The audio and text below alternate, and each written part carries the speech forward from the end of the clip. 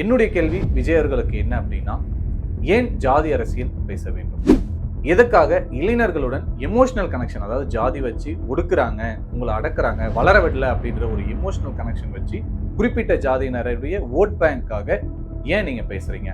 நீங்க வந்து பாத்தீங்க அப்படின்னா யங்ஸ்டர்ஸ் உடைய நலனுக்காக பேசலாம், வேலைவாய்ப்புக்காக பேசலாம், தமிழ்நாடுடைய வளர்ச்சிக்காக பேசலாம், இந்தியாவுடைய வளர்ச்சிக்காக பேசலாம். இதையெல்லாம் விட்டுவிட்டு ஒரு புத்தக வெளியீட்டு விழாவில் ஜாதியை வைத்து பேசியது ஏன்?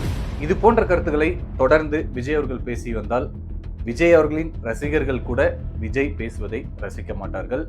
இதே சூழ்நிலை தொடர்ந்து ஏற்பட்டால் விஜய் அவர்கள் அவர்களின் ரசிகர்களை கூட இழக்க நேரிடும்.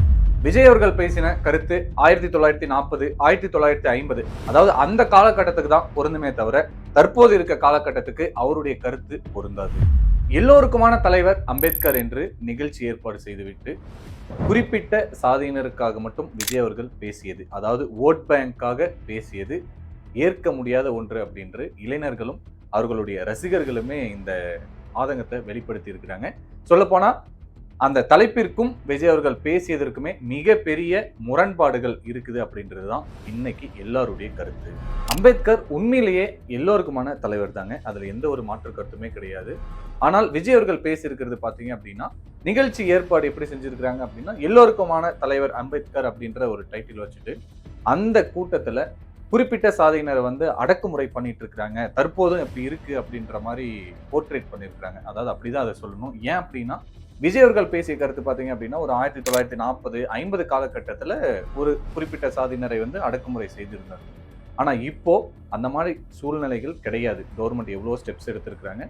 ஒவ்வொரு கட்சியினருமே வந்து பாத்தீங்க அப்படின்னா நிறைய மாற்றத்தை கொண்டு வந்து தற்போது பாத்தீங்க அப்படின்னா அனைவரும் சமம் அப்படின்ற ஒரு கோட்பாடுல தான் எல்லாருமே இருக்கிறோம். அதுக்கு ஒரு எக்ஸாம்பிள்லாம் பாத்தீங்க அப்படின்னா, முதல்ல ஜாதி பார்த்து பழகின காலங்கள் உண்டு. நான் இல்லவே இல்லை அப்படின்றத நம்ம சொல்ல மாட்டோம். ஆனா இப்போல்லாம் பாத்தீங்க அப்படின்னா நம்ம ஃப்ரெண்ட்ஸ் எல்லா ஜாதியினருமே நம்ம ஒன்னா தான் இருக்கும்.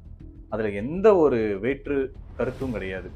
ஸோ தற்போது இளைஞர்கள் எல்லாருமே ஆகட்டும், அனைத்து ஜாதியுமே சமம். அதாவது ஜாதி பத்தியே இப்ப யாரும் பேசுறது கிடையாது. பாலிடிக்ஸ்க்காக மட்டும்தான் இவங்க இந்த மாதிரி பேசிட்டு இருக்கிறாங்க.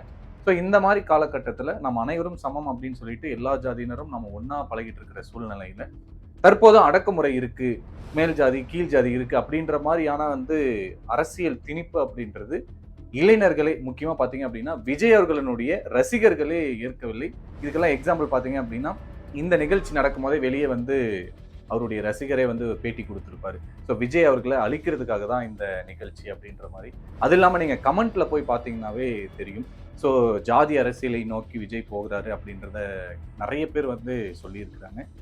விஜய் அவர்களை ஏன் எல்லாருமே விரும்புறாங்க அப்படின்னா, நம்ம தமிழ்நாட்டில் ஒரு மாற்று அரசியல் இருந்தால் நல்லா இருக்கும், ஒரு புதிய தலைவர் வந்தால் நல்லா இருக்கும், ஸோ ஒரு யங்ஸ்டராக இருந்தால் நல்லா இருக்கும் அப்படின்ற ஒரு பார்ட். ப்ளஸ் வந்து பார்த்தீங்க அப்படின்னா யங்ஸ்டர்ஸ்லாம் எல்லாருமே விஜய் அவர்களுக்கு வாய்ப்பு கொடுப்போம் அப்படின்னு சொல்லி எல்லாருமே நினைக்கிற இந்த சூழ்நிலையில், ஸோ விஜய் அவர்களின் ஃபேன்ஸும் என்ன சொல்கிறாங்க, நம்மளுடைய தலைவர் வந்து ஒரு ரியல் லைஃப்பில் தலைவராக மாறணும் அப்படின்னு சொல்லி நினைக்கிற இந்த சூழ்நிலையில் விஜய் அவர்கள் குறிப்பிட்ட சமுதாயத்தை பற்றி பேசியது பார்த்தீங்க அப்படின்னா ஒரு பேசும் பொருளாக இருக்குது. ஏன் அப்படின்னா, குறிப்பிட்ட சமுதாயத்தை பற்றி மட்டும் பேசும்போது அவருக்கான ரசிகர்கள் பார்த்தீங்கன்னா எல்லா கம்யூனிட்டி பீப்புளுமே கண்டிப்பாக இருப்பாங்க. ஸோ யங்ஸ்டர்ஸும் வந்து பார்த்தீங்க அப்படின்னா ஜாதி பார்த்தெல்லாம் இப்போ ஓட்டு போடுறதில்ல. பட் இவர் பேசியிருக்கிற விஷயம் பார்த்தீங்க அப்படின்னா, ஜாதி அரசியலை நோக்கி அவர் பேசியிருந்தா கருத்து, எல்லாருடைய கருத்துமே பார்த்தீங்க அப்படின்னா அப்படிதான் இருக்குது.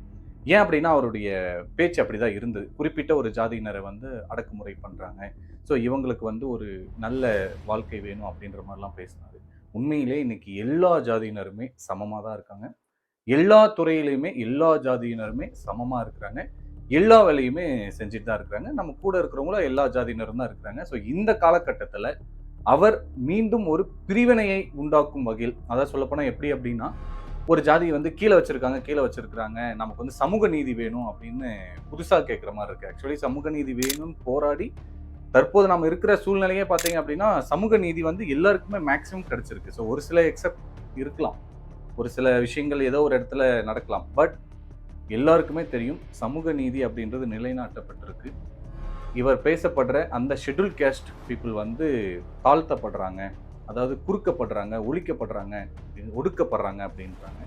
பட் நீங்கள் எடுத்துக்கிட்டீங்க அப்படின்னா நிறைய எக்ஸாம்பிள் நம்ம சொல்லலாம். ஷெட்யூல் கேஸ்டில் இருக்கிற பீப்புள் எவ்வளோ பேர் இப்போது எக்கனாமிக்கலாக டெவலப் ஆகிருக்காங்க. கவர்மெண்ட் ஸ்டாஃப்ஸாக இருக்காங்க, ஸோ அரசியல் இருக்காங்க.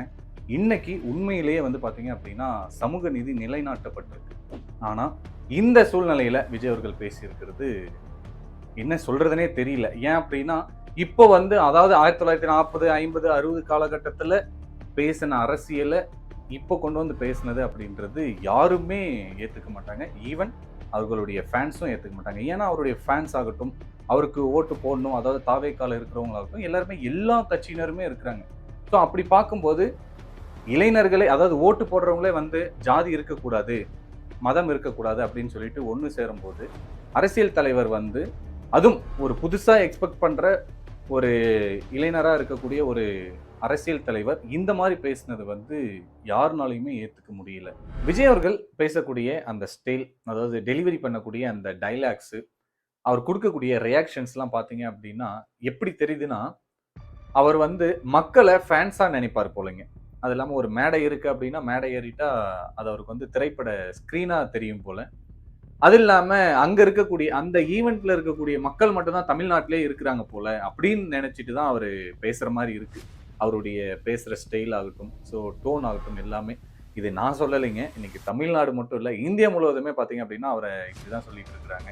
அது எல்லாருக்குமே தெரியும். நம்பல அப்படின்னாலுமே அவர் பேசக்கூடிய வீடியோஸ்க்கு கீழே கமெண்ட்ல போய் பார்த்தீங்கன்னாவே தெரியும். ஸோ சினிமா இது என்ன படம்? இது என்ன, அதாவது மியூசிக் ஈவெண்ட்டு, அந்த மாதிரியான கொஷின்ஸ் தான் வந்து பார்த்தீங்க அப்படின்னா மக்கள் இன்னைக்கு கேட்குறாங்க. ஈவன் அரசியல் தலைவர்களே கேட்குறாங்க. எனக்கு வந்து சினிமா நியூஸ் பற்றி தெரியாது அப்படின்னு சொல்லி கலாய்க்கிற அளவுக்கு அவருடைய ஆட்டிடியூட், அதாவது ரியல் லைஃப் என்ன, ஸோ சினிமா லைஃப் என்ன அப்படின்றத அவர் டிஃப்ரென்ஷியேட் பண்ண தெரியல அப்படின்றது தான் சொல்லணும். அம்பேத்கர் அவர்கள் மட்டும் எல்லோருக்குமான தலைவர் அப்படி இல்லைங்க. விஜய் அவர்களையுமே அவர்களுடைய ரசிகர்கள், யங்ஸ்டர்ஸ் நிறைய பேர் என்ன நினைச்சாங்க அப்படின்னா, இவர் எல்லோருக்குமான தலைவராக இருப்பார் அப்படின்னு சொல்லி தான் இப்போ வரைக்கும் நிறைய பேர் தமிழக வெற்றி கழகத்தில் வந்து இணைஞ்சாங்க. இணையாட்டியும் நான் விஜய்க்காக ஓட் போடுவேன், அதான் ஃபர்ஸ்ட் டைம் ஓட்டர்ஸ் நிறைய பேர் பார்த்தீங்க அப்படின்னா விஜய்க்காக ஓட்டு போடணும் அப்படின்னு சொல்லி அவங்க ஆர்வமாக இருக்கிறதோட கூட இருக்கிற ஃபேமிலி மெம்பர்ஸ், ஃப்ரெண்ட்ஸ் எல்லாருக்கிட்டையுமே சொல்லிட்டு இருக்காங்க இவர் வந்து எல்லோருக்குமான தலைவர் அப்படின்னு சொல்லிட்டு.